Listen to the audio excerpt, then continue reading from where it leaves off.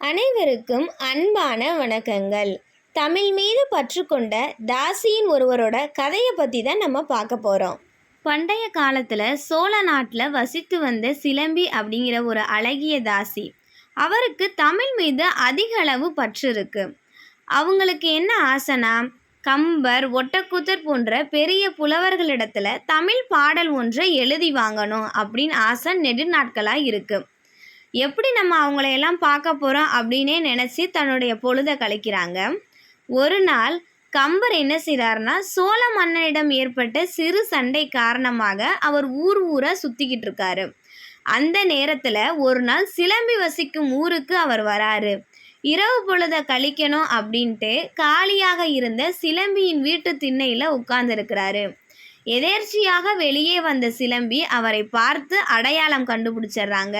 அவருக்கு சாப்பாடு கொடுத்துட்டு உள்ளே வந்து உறங்குமாறு அவங்க கேட்டுக்கொள்கிறாங்க. அவர் இருக்கட்டும், நான் திண்ணையிலேயே நான் படுத்துக்கிறேன் அப்படின்னு சொல்லிட்டு அவர் அமர்ந்திருக்கிறாரு.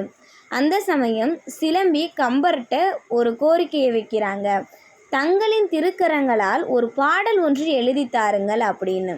அதுக்கு எவ்வளவு சன்மானம் கொடுக்க வேண்டும் அப்படின்னு சொல்லியும் கேட்குறாங்க. கம்பர் சொல்கிறாரு, பாடல் ஒன்றுக்கு 100 பொற்காசுகள் வேணும் அப்படின்னு. ஐயோ, என்கிட்ட 50 பொற்காசுகள் தான் இருக்குது. நீங்கள் பாதி பாட்டை மட்டும் எழுதி கொடுத்தா போதும், மீதி பாட்டை பணம் சேர்த்த பிறகு உங்ககிட்ட வந்து நான் வாங்கிக்கிறேன் அப்படின்னு சொல்லி சிலம்பி சொல்கிறாங்க. கம்பர் சற்று மனம் விலகி, நீ எனக்கு வந்து சாப்பாடு கொடுத்தப்பா, அதனால் நான் உனக்கு பாதி பாட்டு எழுதி தர்றேன் அப்படின்னு சொல்கிறாங்க. சிலம்பி என்ன சொல்கிறா, யாசகமாக நான் யார்கிட்டையும் எதையுமே வாங்க மாட்டேன், மீதி காசை கொடுத்துட்டு பாதி பாடலை நான் எழுதி வாங்கிக்கிறேன் அப்படின்னு சொல்லி சிலம்பி சொல்கிறாங்க. உடனே கம்பர் என்ன செய்கிறாருன்னா, சிலம்பியோட வீட்டின் சுவரில் பாதி பாடலை எழுதி வச்சுட்டு அவர் போயிடுறாரு. சிலம்பி அவர் எழுதிய வரிகளை தினமும் படிச்சுக்கிட்டே இருக்கா.